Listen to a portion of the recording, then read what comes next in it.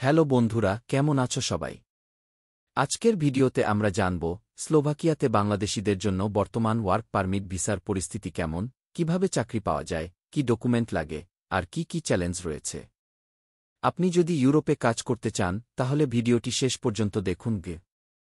Slovakia ইউরোপীয় union ও সেনগেন জোনের একটি দেশ।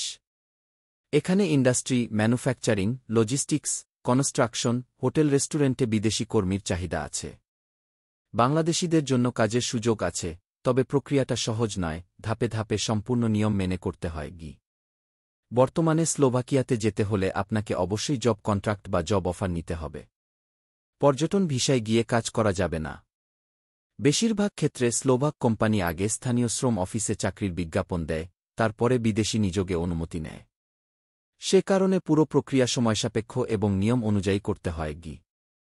স্লোভাকিয়াতে কাজ করতে হলে দুইটি জিনিস লাগে: 1 ওয়ার্ক পারমিট, 2 রেসিডেন্স পারমিট। অনেক ক্ষেত্রে একে বলে সিঙ্গেল পারমিট, মানে কাজ এবং রেসিডেন্স একসাথে আবেদন করা যায়। প্রক্রিয়া হল, প্রথমে কোম্পানি চাকরি অফার দেবে। শ্রম অফিসে পজিশন রিপোর্ট করতে হবে।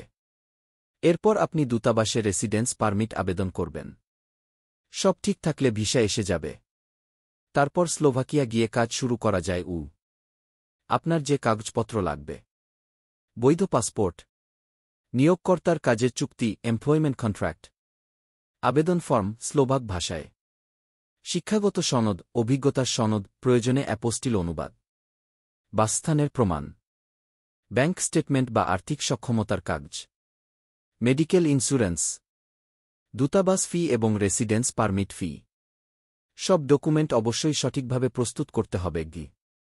স্লোভাকিয়া ভিসায় কিছু চ্যালেঞ্জ হতে পারে: জব অফার পাওয়া কঠিন, ভিসা প্রক্রিয়া ধীর, ভাষাগত সমস্যা, স্লোভাক ল্যাঙ্গুয়েজ, ভুয়া এজেন্সির প্রতারণা, ডকুমেন্ট অ্যাপোস্টিল অনুবাদ প্রক্রিয়া।